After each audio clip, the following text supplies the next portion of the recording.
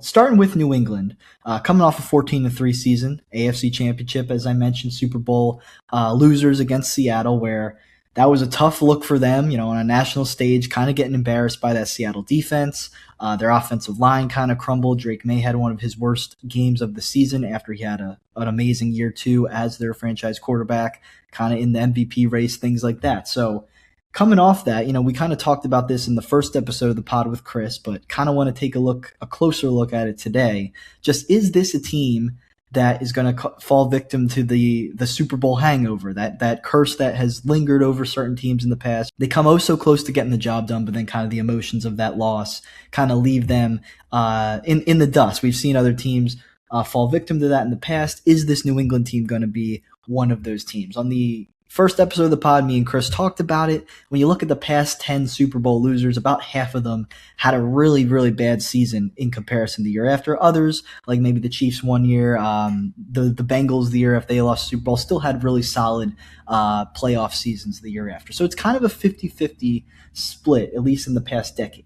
Now, everyone thinks New England is going to be a team that steps back, and there's some obvious signs. This offseason, constant turmoil. They were in the news for the wrong reasons. The Mike Vrabel, Diana Rossini situation being the main one. You had guys like Stephon Diggs, who's no longer with the team, and also Christian Barmore in the news for the wrong reasons. And then the A.J. Brown saga, all the drama with that. Now, maybe that affects the Eagles more, but you're bringing in a guy who has some drama attached to his name over the past several seasons, if we're being honest.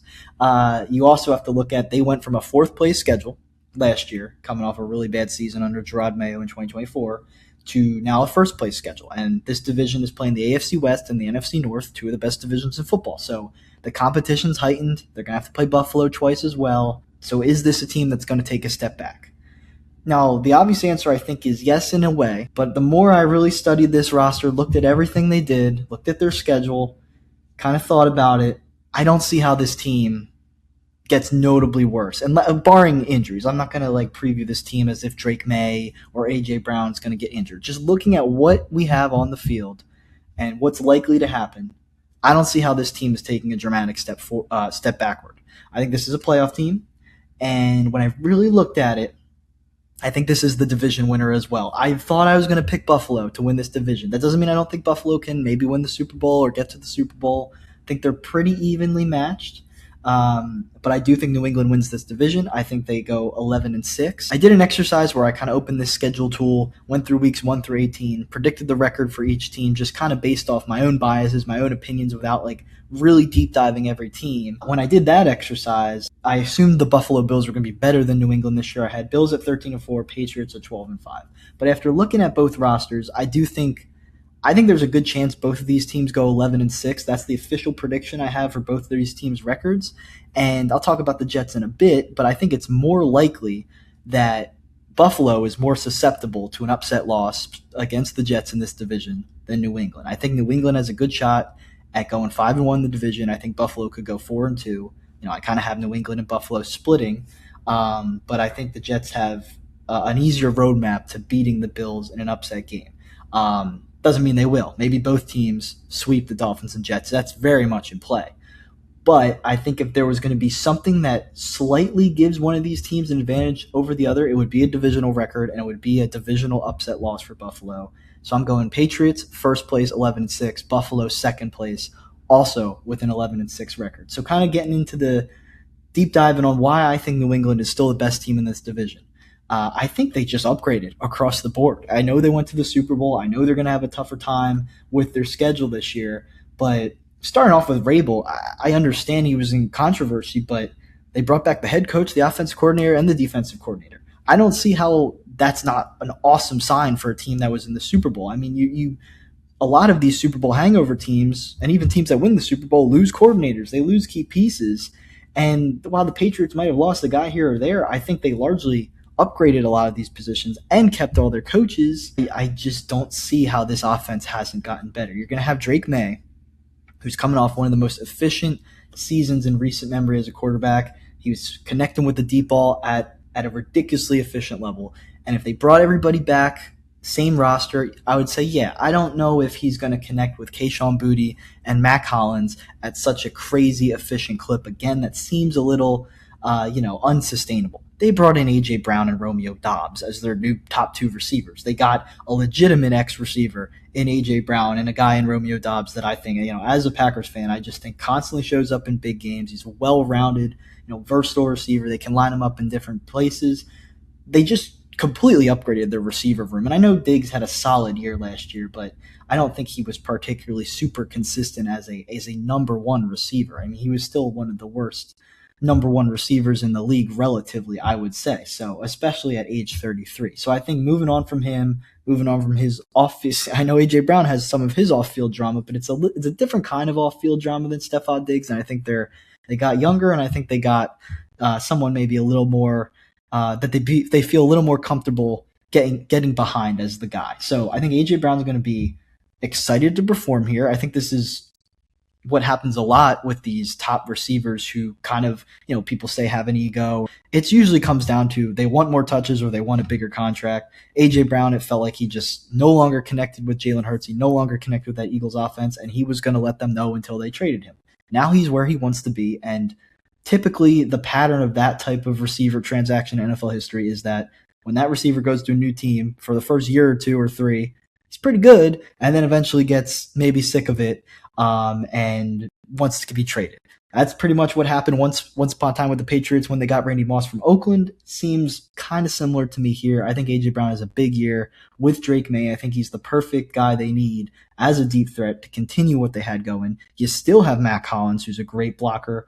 6'4" receiver. I think he's still going to play a ton. Kayshon Boutte, if he's your number 3 or number 4 receiver after the year he had, I mean, that's great news for Drake May. And you still have maybe Kyle Williams eventually develops into something. This is one of the deepest receiving. Demario Douglas as well used to be, I think he led them in catches a couple of years ago when they weren't very good. So this is one of the deepest receiving cores in the NFL. You have a quarterback coming off an MVP caliber season. You've re-signed Hunter Henry, who's one of the most well-rounded tight ends in the league. And then crucially, they were really bad in terms of protecting Drake May, especially in the playoffs against tough defenses, but across the board, weak offensive line last year, pretty inconsistent.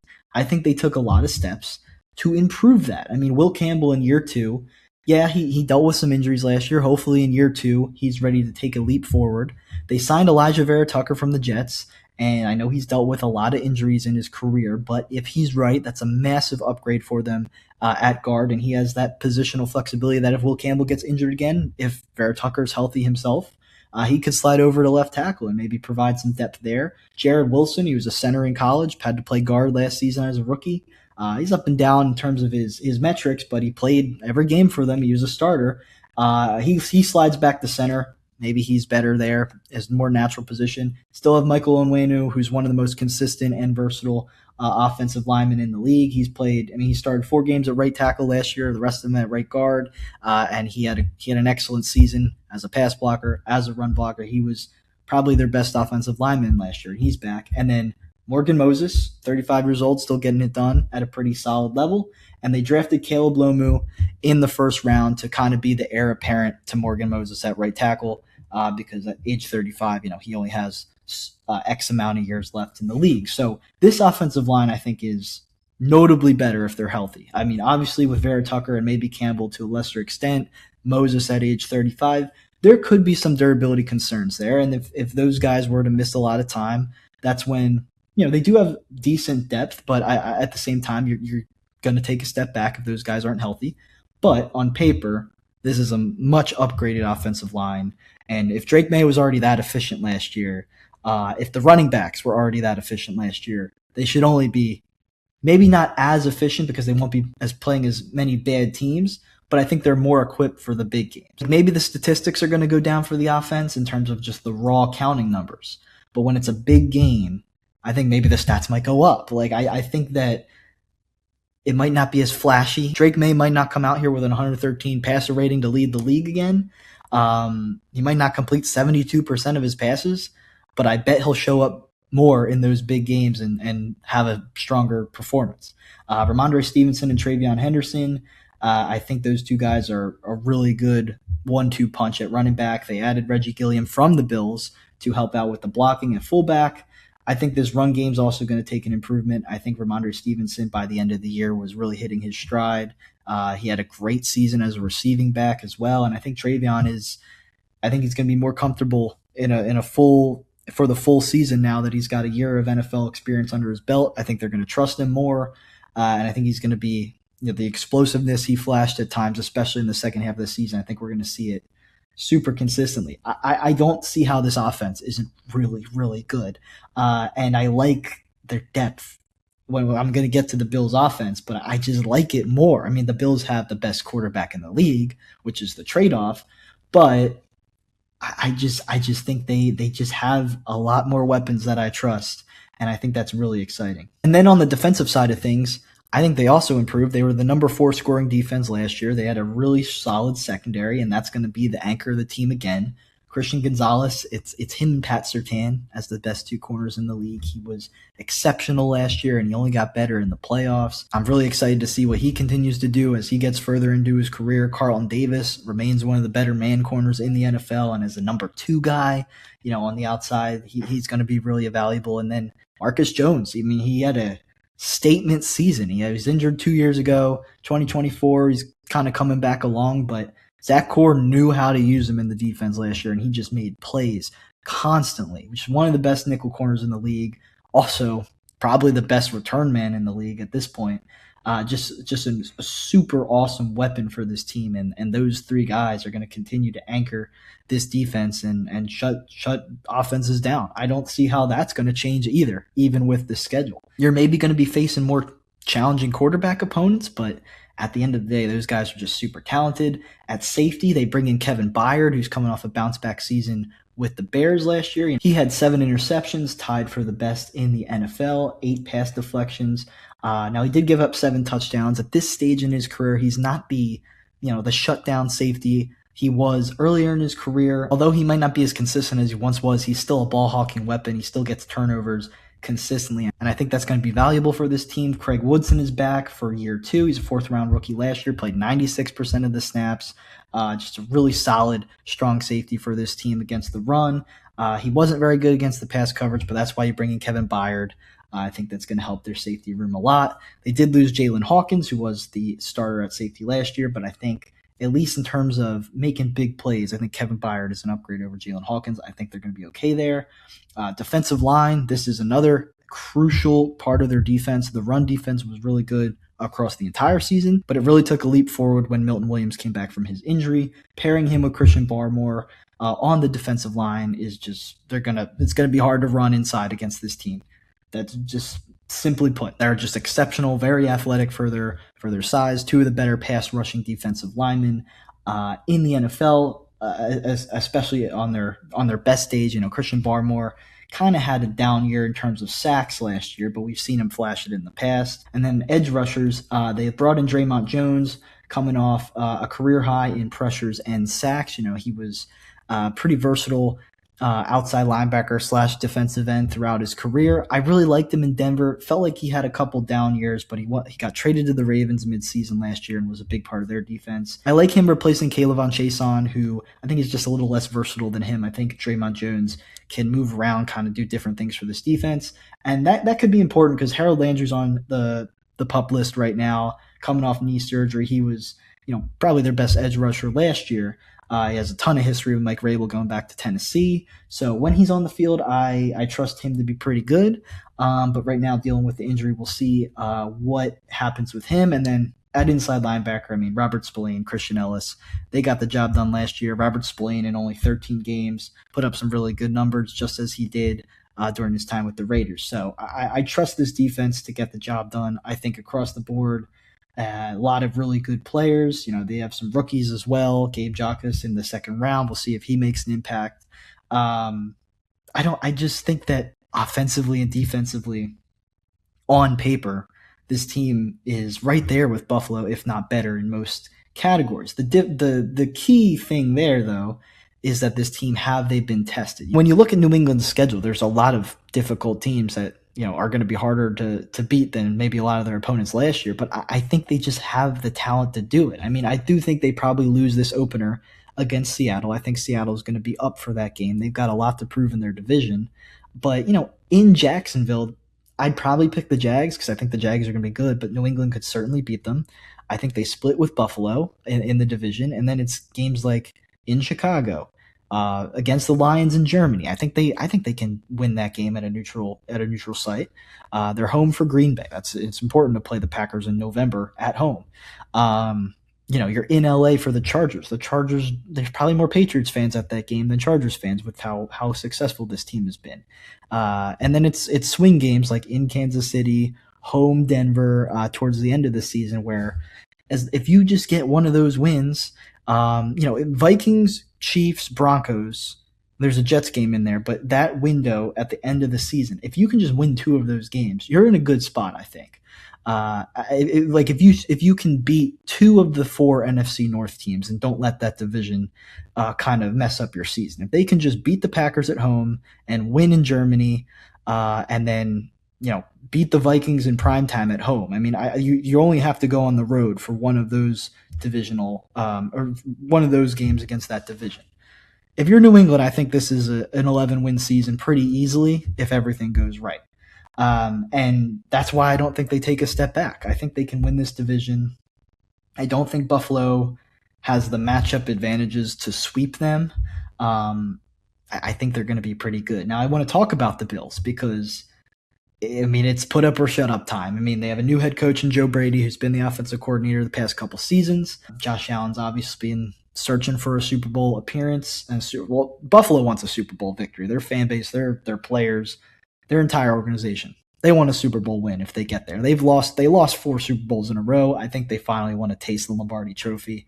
I don't even know if getting to the Super Bowl at this point would be enough for them. Buffalo's obviously coming off a really tough playoff loss to Denver in overtime, and that was just one of not a game Josh Allen's going to want to remember. Like I said before, he's the best quarterback in the league in my opinion, but he just didn't do enough in that playoff game. He had 4 of the team's 5 turnovers were accredited to him, and that's after a season where he was maybe as efficient as ever with only 10 interceptions through all 17 games. So Josh Allen's still the guy.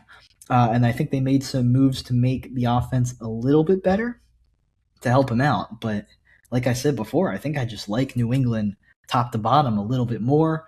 You have Joe Brady, as I mentioned, coming in as the OC, and he's obviously been kind of changed the offense to lean on the run a lot more. James Cook, your NFL leader in rushing yards last year, but also just spreading the ball around. They went from a team that really relied on Stephon Diggs for a few years there to giving Josh, kind of like, hey, whoever's open, get it to him. And that's worked at times. It certainly worked in that first season when Joe Brady took over as the offensive coordinator. They went on that big run at the end of the season. I believe that was in 2023. But I think last year they just didn't have the weapons. Now, do they have the weapons this year?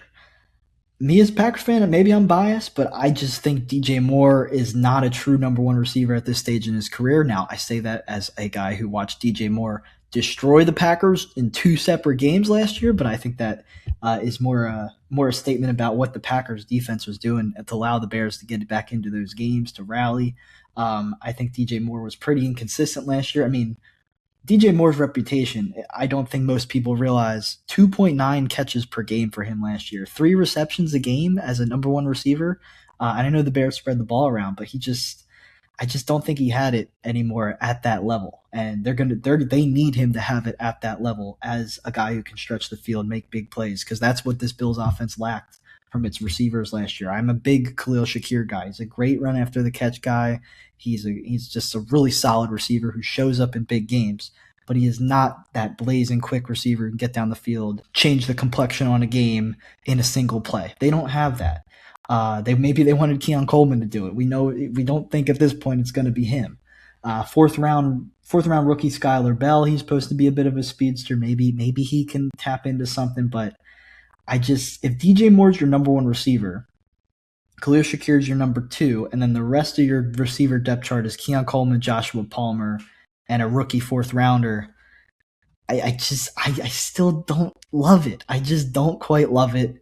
And I'm a little concerned. And if DJ Moore if they were going to miss Shakir or DJ Moore for any extended period of time, I know Josh is great, but I don't know if they could sustain it. I really don't. Now, the good thing is they're going to be able to run the ball probably just as well as they did last year. I don't think James Cook is going to take any sort of step back. Now, they did lose David Edwards, who was a really solid starting left guard for them, but they still have, Dawkins, McGovern, Torrance, who just signed a big extension, and Spencer Brown, all back on the offensive line. Looks like either veteran Austin Corbett or 2022 undrafted rookie Alec Anderson, who did play all 17 games last year, but only made 2 starts. So they either have a veteran or a guy who's been with the team, who's played, just not started, who's going to step into the starting role there. So generally speaking, a lot of continuity there on the offensive line. You have your tight ends back as well, really strong tight end room with Dalton Kincaid, Dawson Knox, and Jackson Hall. Jackson Hall is a big part of their run attack last year as well. Just one of the best blocking tight ends, and he was a rookie last year, if I'm not mistaken. So just coming in quickly and making a big impact on this team. I think he was a big part of what they were doing. This offense is going to be good. Can it be great? That's what I'm asking, because I think everyone is talking about this Josh Allen almost carry job that they want to see this year. Like, can Josh Allen get them to the Super Bowl? Can they do it? And I don't know. I think it's a narrative more than a reality, because if it's basketball, we can see that. That's kind of what happens in basketball sometimes. You have this generational player, the best guy in the league, and maybe he just gets hot and he can drag, a Dirk Nowitzki situation, something like that. Just drag a team to a championship. I don't know if Josh Allen can do that with the talent he's given here, because as good as their run game is, you want the best quarterback in the NFL to be making big plays and kind of run the offense through him. So as good as this run game is, you need to rely on Josh to elevate these receivers. And maybe it happens. I just don't necessarily like that depth. So once again, I think it's a good offense. Can it be great? I'm a little skeptical. I think the New England offense can at its best be greater than this Bills offense. Now, maybe I've been a bit too negative on the Bills. I did like a lot of the things they did on the defensive side of the ball. This past offseason, the Bills had 6 starters from their defense hit free agency. All 6 of those players are still unsigned today on August 15th. That shows you kind of the state of the Bills defense at times last year. Their run defense especially was towards the bottom of the league, and I think they took steps to get a lot better in that regard. Starting with someone who they didn't even bring in, someone who was just hurt last year, and Ed Oliver. I mean, he only played 3 games last year. He had 3 sacks in 3 games, and he's a great defensive tackle, great against the run. And it's great that he's back, because he's one of their most important defenders, and they're going to need him. They missed him all last year. Also, Dwayne Carter, who was a middle round draft pick, 3rd round pick for them 2 years back, missed all of last season with a torn Achilles. He's also back. So you just have instant depth at defensive tackle that they simply did not have last year. It was pretty much, a 32-year-old Daquan Jones leading the way in that area. It just wasn't enough. They also drafted TJ Parker, 35th overall, right at the top of the 2nd round. He had 11 sacks at Clemson as a junior, 5 sacks last year as his last year there. I really like him from what I read. I'm not a huge college football guy, especially with non-Big Ten players. But from what I was reading, TJ Parker, he's kind of this hybrid who can kind of be an edge or a bit of a defensive tackle. Maybe not like a nose tackle, but just someone who can play, towards the front of the defense, right in the interior. Maybe if they're packing the secondary, they want to bring TJ Parker to the line of scrimmage, they can do that. So I think that's interesting versatility. And if that pick hits, that's going to be something that this defense is going to greatly benefit from, because just the concept of having someone you can move around and trick offenses with, not allow them to know what's coming. If he develops, that's great to have. Now at the edge rusher position, they brought in Bradley Chubb on a 3-year contract, coming off a solid year with the Dolphins, a division rival, 8.5 sacks. Now he did have the lowest pressure rate throughout a full season of his career. He's coming off an ACL tear in 2024. He's had a few significant injuries throughout his career. But I think he's a notable upgrade over Joey Bosa. He's one of those 6 defenders who's still unsigned despite being a starter on the team last year. You have Greg Rousseau as well, coming off a 7-sack season. I think the pass rush is rock solid. It might not be the best in the league, but I think it's an area they have an advantage over New England. And I also think just in general, pretty solid pass rush. They also signed Mike Dana coming over from the Chiefs. So just pretty good depth at that position. If TJ Parker has a lot of sacks, like I mentioned, pass rush should be pretty solid. So I really like that, that front 4, that front 7 for the Bills. Terrell Bernard, he only played 12 games last year at inside linebacker if he's healthy. He's been productive for this team. Dorian Williams as well. So I like the front seven. The secondary is where I can't really pass judgment yet. There's a lot of young guys, and they have to perform, especially if you want to slow down that New England offense, as I mentioned. If you want to compete with those, AFC West teams that are going to be pretty explosive on offense. Christian Benford obviously is the cornerback one on this team. They drafted Ohio State's Davison Igbinosun in the second round. Igbinosun is supposed to be a pretty solid, press coverage guy in their secondary. So pairing him with Maxwell Harrison, who's last year's first round pick at cornerback, he kind of rounded in the form late in the season after he was hurt at the beginning of it. He's more of like this speedy corner who is kind of, a ball hawk, someone they're going to expect to generate turnovers, generate big plays. You put Igbinosun. I wouldn't be surprised if he gets some reps in the slot, because if you have Benford as a cornerback one, you're going to have Harrison on the outside. They can maybe move him around depending on what look they're gonna throw at the offense. If Igbinosun and Harrison develop and meet expectations, this secondary could be really good. But you're kind of banking on talent. You're hoping for talent at safety. Cole Bishop had a great year in year 2, just against the run especially, but just across the board, I thought he was pretty consistent, made the leap they wanted. They improved their safety position. I'm not saying they didn't, but you bring in Geno Stone, C.J. Gardner-Johnson, 2 veterans. Geno Stone's probably going to start. Didn't have a great year, but he was in Cincinnati, so maybe it's more of a scheme thing. He was a very good free safety in Baltimore a few years ago, so maybe if he has the support he needs from their scheme. They brought in Jim Leonard, who was the Broncos' secondary coach, defensive back coach last year, and he was previously the defensive coordinator at the University of Wisconsin. He's kind of a guy who's been in the buzz for defensive coordinator and head coaching jobs for a few seasons now. I think it's a pretty big get for the Bills defense. Kind of going to give you a different look than Sean McDermott did. He's supposed to be a bit more of an aggressive play caller. The Bills ranked 26th in sacks last year, kind of more of a Sean McDermott, just his traditional defense, kind of more of a bend, don't break approach. Supposedly Jim Leonard, kind of like maybe what the Packers got from Jeff Hafley over the past few seasons. Maybe he's going to bring, a bit of a different flavor, and I think that could be really beneficial for this Buffalo team. Maybe maybe the Bills need to start taking things instead of hoping it falls into their lap. And maybe if their defense kind of buys into that approach, and maybe this defense can exceed expectations. But for me, I think there's a lot of unproven talent at that cornerback position. I think the safeties outside of Bishop are a little volatile. I don't love it. Special teams doesn't thrill me either. I don't think their return game, Tyler Bassett, kicker, or anybody I'm jazzed about. I just don't know if this team has enough. I want to see the Bills win a Super Bowl. I want to see Josh Allen get his due. I just have to be honest. I don't think this team is at the upper echelon of AFC contenders. I think Josh Allen could just drag them there, but football is a team sport. You have to rely on the defense as well. Just a lot of things have to go right for 3 or 4 rounds for this team, I think, to really go all the way and lift that Lombardi Trophy this season. I'm just not quite seeing it with this roster. I just have to be honest. I think both teams, looking at Buffalo's schedule, I think, like I said, I think both teams are an 11-win team. Buffalo is a Week 7 bye, so kind of a decent point in the season to have your bye. I mean, they start in Houston, and they're home Detroit, home Chargers, home New England, in LA for the Rams, in Vegas for the Raiders. I think they could start with 4 or 5 wins in that stretch. I think they actually might be the talk of the town through 6 weeks. They might be maybe even 2 games ahead of New England at that point, but then it gets harder down the stretch. I mean, their last 5 games, not their last 5 games, their last 2 games they actually get to play the Jets and the Dolphins. But this middle stretch of the season from Week 12 to Week 16, home Kansas City, in New England, in Green Bay, home Chicago, in Denver.